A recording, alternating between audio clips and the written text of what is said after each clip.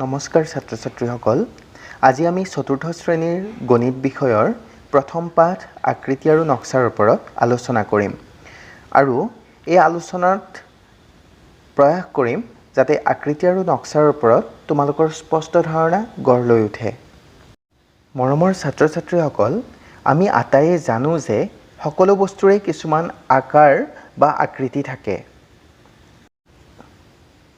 আৰু সেই আকাৰ আৰু আকৃতিবোৰৰ আজি ব্যৱহাৰিক জ্ঞান আমি কেনেকৈ পাব পাৰোঁ তাৰ ওপৰত এই গোটেই পাঠটো দেখুৱাবৰ বাবে মই প্ৰয়াস কৰিছোঁ ভিডিঅ'টোত দেখুওৱা এই সামগ্ৰীটোলৈ মন কৰাচোন এইটো হৈছে এটা আয়তীয় ঘনকৰ উদাহৰণ এইটো এটা আয়তীয় ঘনক গতিকে এই আয়তীয় ঘনকটোৰ চুক অৰ্থাৎ এই কোণবোৰ এই চুক এইবোৰক চুক বুলি কোৱা হয় এয়া হৈছে কাষ এইটো কাষ বুলি কোৱা হয় আৰু এয়া হৈছে তল এনেকুৱা এটা আয়তীয় ঘনকৰ চুক তল আৰু কাষ কিমান থাকিব পাৰে বাৰু তোমালোকে চাবাচোন ঘৰতে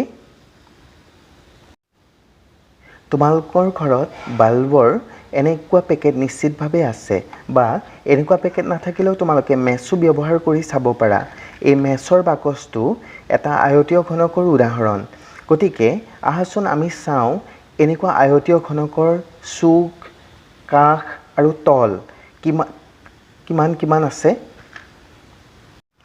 তোমালোকে চোৱা ইয়াতে আমি প্ৰথমতে চুক চাম ইয়াৰে এটা দুটা তিনিটা চাৰিটা পাঁচটা ছটা সাতটা আঠটা অৰ্থাৎ এই এটা আয়তীয় ঘনকৰ চুক সদায় আঠটা হয় ঠিক তেনেকৈ ইয়াৰ তল কেইখন আমি চাওঁ এই কেইখন হৈছে তল যাৰ জৰিয়তে এই সামগ্ৰীটো ভূমি বা কোনো এখন তলত ভালকৈ থাকিব পাৰে এইবোৰ হৈছে সমতল এনেকুৱা এই তলবোৰ এই গোটেইখন হৈছে সমতল এই সমতল কেইখন আছে আমি চাওঁ আহা এখন দুখন তিনিখন চাৰিখন পাঁচখন আৰু তলৰ যিখন আছে এইখন দি ছখন অৰ্থাৎ এটা আয়তীয় ঘনকৰ তল হ'ব ছখন চুক আৰু তলৰ উপৰিও আয়তীয় ঘনকৰ থাকে কাষ দুখন সমতলৰ মাজৰ যিটো অংশ এই যিটো অংশ এইটো কাষ বুলি কোৱা হয় এনেকুৱা কাষ কেইটা আছে আহাচোন চাওঁ এটা দুটা তিনিটা চাৰিটা পাঁচটা ছয়টা সাতটা আঠটা নটা দহটা এঘাৰটা বাৰটা অৰ্থাৎ এটা আয়তীয় ঘনকৰ কাষ 12টা চুক 8টা আৰু তল 6টা থাকে আপোনালোকক দেখুওৱা আয়তীয় ঘনকৰ যিটো উদাহৰণ দেখুৱাইছিলোঁ যে বাল্বৰ বাকচ এটা সেই বাল্বৰ বাকচটো আমি ইয়াতে চিত্ৰ আকাৰে এনেকৈ আঁকি লৈছোঁ এতিয়া তোমালোকক মই দেখুৱাওঁ ইয়াৰে কাষ হৈছে এয়া এনেকৈ দাগ দিয়াবোৰ কাষ আৰু এয়া হৈছে কোণ আৰু এয়া হৈছে তল গতিকে ইয়াৰে কাষ 12টা চুক 8টা আৰু তল 6টা এনেকুৱা ধৰণৰ চিত্ৰ ঘৰত তোমালোকেও আঁকিবলৈ চেষ্টা কৰিবাচোন আৰু ভালকৈ চালে গোটেই কথাখিনি তোমালোকে গম পাবা যে কাষ 12টা চুক 8টা আৰু তল 6খন ঠিক তেনেকৈ এয়া হৈছে গোলাকৃতি বস্তুৰ এটা উদাহৰণ এটা বল গোলাকাৰ এটা বল এই গোলাকাৰ আকৃতিৰ কোনো ধৰণৰ সমতল নাথাকে ইয়াৰ তল এখনেই সেইখন হৈছে বক্ৰতল ই এখন তলত স্থিৰে থাকিব নোৱাৰে এনেকৈ ই গুচি যায় গতিকে ইয়াৰ তল এখনেই হৈছে সেইখন হৈছে বক্ৰতল অৰ্থাৎ তলিখন ইয়াৰ বেকা আৰু ইয়াৰ সমতল নাথাকে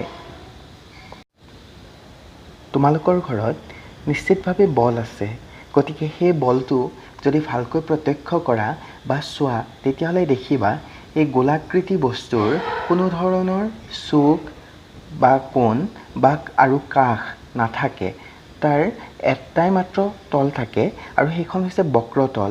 বক্ৰতল মাত্ৰ এখনেই থাকে আৰু সেইখন হৈছে এইখন। এতিয়া আমি চাওঁ আহা শংকু আকৃতিৰ বিষয়ে। তোমালোকৰ ঘৰত বেডমিণ্টন খেলিবলৈ ব্যৱহাৰ কৰা বেডমিণ্টন কক নিশ্চিতভাৱে আছে, তোমালোকৰ বহুতৰে ঘৰত আছে। গতিকে এই বেডমিণ্টনৰ ককটোৰ আকৃতিটো হৈছে শংকু আকৃতিৰ।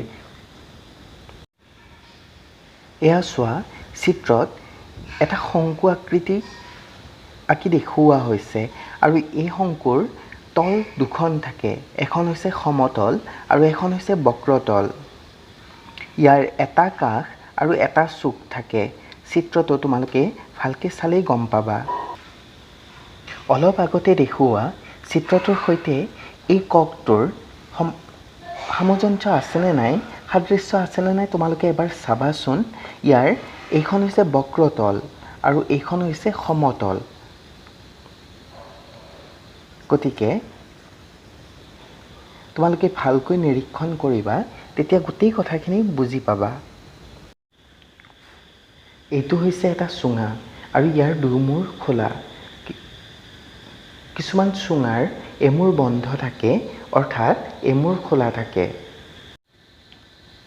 দুমূৰ খোলা চুঙাৰ আমি উদাহৰণ দেখুৱালোঁ আৰু এতিয়া এমূৰ বন্ধ বা এমূৰ খোলা চুঙাৰ উদাহৰণৰ বাবে মই তোমালোকক এই সামগ্ৰীবিধ দেখুৱাইছোঁ। এইটো এটা চুঙা আকৃতিৰে বস্তু, ইয়াৰ এমূৰ খোলা আৰু এমূৰ বন্ধ। মৰমৰ ছাত্ৰ ছাত্ৰীসকল, চিত্ৰত দেখুওৱাৰ দৰেই তোমালোকক অলপ আগতেই কৈছোঁ যে চুঙা দুই ধৰণৰ হ'ব পাৰে। তাৰ এমূৰ বন্ধা চুঙা, অৰ্থাৎ এফালে বন্ধ থাকিব, অৰ্থাৎ এফালে খোলা থাকিব। এফালে বন্ধ থাকিলে এফালে খোলাই থাকিব, নহয় জানো? চুঙা এইটো এটা এফালে বন্ধ অৰ্থাৎ এফালে খোলা চুঙাৰ উদাহৰণ হিচাপে মই তোমালোকক এই সামগ্ৰীবিধ দেখুৱাইছিলোঁ। আৰু দুমূৰ খোলা অৰ্থাৎ দুফালেই কোনো ধৰণৰ বান্ধ নোহোৱাকৈ খোলা দুমূৰ খোলা চুঙা কিছুমান থাকে। তোমালোকে জুই ফুৱাবলৈ যিবোৰ চুঙা ব্যৱহাৰ কৰা সেইবোৰ চুঙাৰ উদাহৰণ হিচাপে ল'ব পৰা। এমূৰ বন্ধ চুঙাৰ তল দুখন, এখন বক্ৰতল আৰু এখন সমতল। বক্ৰতল বুলি কওঁতে তেতিয়া তোমালোকক কৈছিলোঁৱেই, এইখন বক্ৰতল, এইখন হৈছে বক্ৰতল, অৰ্থাৎ এইখন সমতল নহয়, এই তলিখন বেঁকা। এইখন বক্ৰতল আৰু এইখন হৈছে সমতল, অৰ্থাৎ এমূৰ বন্ধ চুঙাৰ এখন সমতল থাকে, এখন সমতল থাকে আৰু এখন বক্ৰতল থাকে। আৰু এনেকুৱা চুঙাৰ কাষ দুটা থাকে। এইটো এটা কাষ, এইটো এটা কাষ আৰু এইটো এটা কাষ, অৰ্থাৎ এমূৰ বন্ধ চুঙাৰ কাষ দুটা। কিন্তু ইয়াৰ কোনো চুক নাই, ইয়াৰ কোনো কোণ নাই। ঠিক তেনেকৈ দুমূৰ খোলা চুঙাৰ তল এখনেই থাকিব পাৰে, সেইখন হৈছে বক্ৰতল। সেইখন হৈছে বক্ৰতল, অৰ্থাৎ এই তলখন। যিহেতু ইয়াৰ দুই মূৰ খোলা থাকে, সেইকাৰণে ইয়াৰ অকল এখনেই তল থাকে, সেইখন হৈছে বক্ৰতল। আৰু ইয়াৰ কাষ থাকে দুটা। তোমালোকক তেতিয়াই ক'লোঁ যে কাষ অৰ্থাৎ এই জেগাখিনিক কাষ বুলি কয়। এনেকুৱা কাষ এই দুমূৰ খোলা চুঙাৰ দুটা থাকে আৰু ইয়াৰ কোনো ধৰণৰ চুক নাথাকে। মৰমৰ ছাত্ৰ ছাত্ৰীসকল, তোমালোকে নিশ্চিতভাৱে ঘনক, আয়তীয় ঘনক, গোলাকাৰ, চুঙা আৰু শংকুৰ বিষয়ে স্পষ্ট ধাৰণা ল'বলৈ সক্ষম হ'লা। মৰমৰ ছাত্ৰ ছাত্ৰীসকল, এতিয়া আহিছোঁ ঘনকৰ জালি সজা বিষয়ৰ ওপৰত তোমালোকক কিছু ধাৰণা দিবলৈ। ঘনকৰ জালি, এই গোটেই বিষয়টো তোমালোকে ঘৰতে বৰ ধুনীয়াকৈ শিকিব পাৰিবা। তাৰ বাবে তোমালোকক মই যে দেখুৱাইছিলোঁ দিয়াচলাই বাকচটো বা তোমালোকে ঘৰৰ কাৰণে অনা বাল্বৰ যিটো পেকেট থাকে, সেই পেকেটটো বৰ ধুনীয়াকৈ খুলি চাবাচোন। তোমালোকৰ সুবিধাৰ বাবে মই এই পেকেটটো খুলি দেখুৱাম আৰু তেতিয়া বুজিবা ঘনকৰ জালি বা আয়তীয় ঘনকৰ জালি আচলতে কাকনো কয়। তেতিয়া তোমালোকে তেনেধৰণৰ আয়তীয় খনকৰ জালি বা খনকৰ জালিৰ চিত্ৰও অংকন কৰিবলৈ সক্ষম হ'বা।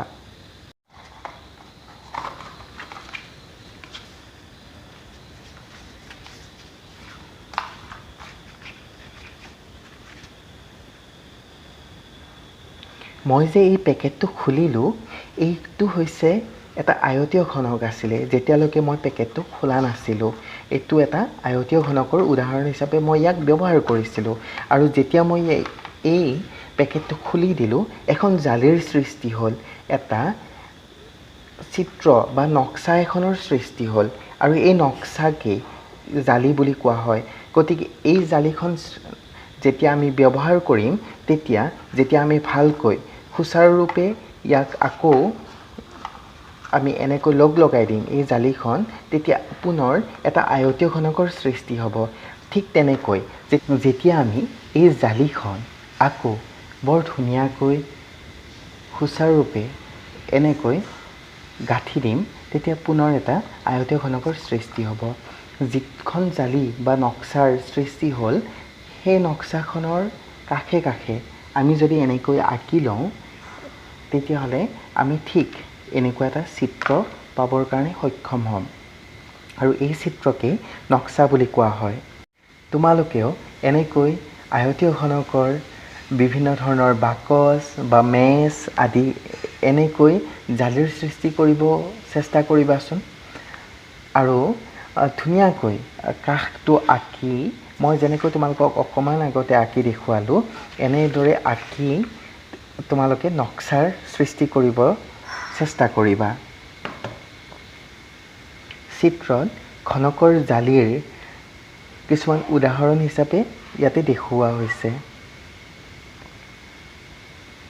এইবোৰ হৈছে ঘনকৰ জালিৰ উদাহৰণ। তোমালোকৰ আকৃতি আৰু নক্সা নামৰ পাঠটিৰ এই প্ৰশ্নটিলৈ মন কৰাচোন। তলৰ কোনখন জালিৰে কাষত দিয়া ঘনকটো সাজিব পাৰিবা? ইয়াৰ উত্তৰটো হ'ব ক। মৰমৰ ছাত্ৰ ছাত্ৰীসকল, তোমালোকৰে প্ৰত্যেকৰে ঘৰত নিশ্চয় একোখন আইনা আছে। সেই আইনাত তোমালোকে যেতিয়া নিজকে চোৱা, তোমালোকৰ সোঁফালটো আইনাত বাওঁফালে দেখানে বাৰু? তোমালোকে চাবাচোন। ঠিক তেনেকৈ আইনাৰ সন্মুখত প্ৰত্যেকটো বস্তু, কিছুমান সামগ্ৰী বা বস্তু আদিবোৰ যেতিয়া ৰাখা, সেইটো কেনে দেখা অলপ তোমালোকে মন কৰিবাচোন। মৰমৰ ছাত্ৰ ছাত্ৰীসকল, তোমালোকৰ গণিতৰ প্ৰথম পাঠ আকৃতি আৰু নক্সাৰ মূল বিষয়বস্তু এইখিনিয়ে আছিলে। আশা কৰিছোঁ তোমালোক আটাইয়ে আকৃতি আৰু নক্সাৰ ওপৰত স্পষ্ট ধাৰণা ল'ব পাৰিছা। এই গোটেই বিষয়বস্তুখিনি যিখিনি তোমালোকক দেখুওৱা হৈছে, সেইখিনি মই ভাবি লৈছোঁ তোমালোকৰ প্ৰত্যেকৰে ঘৰত আছে। গতিকে এই বস্তুবোৰ তোমালোকে যেতিয়াই ভালকৈ নিৰীক্ষণ কৰিবা, যেতিয়াই ভালকৈ চাবা, ইয়াৰ ওপৰত তোমালোকৰ ধাৰণাবোৰ আৰু বেছি স্পষ্ট হ'ব। এই বিষয়ৰ আকৃতি আৰু নক্সা নামৰ পাঠটিৰ আজিলৈ সামৰিছোঁ।